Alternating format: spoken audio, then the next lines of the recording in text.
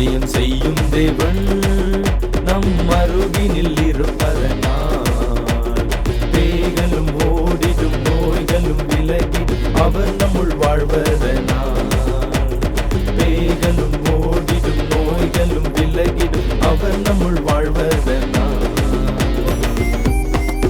கானாவூர் கல்யாணத்துல வெறும் தண்ணீரை திராட்சரசமாய் மாற்றிய தேவன் உன் வாழ்க்கையில இருக்க வெறுமைகளை மதுர ரசமாய் மாற்ற அவரத்துல வல்லமை உண்டு. மகனே மகளே கலங்காத, சந்தோஷத்தோடு துதிப்போமா.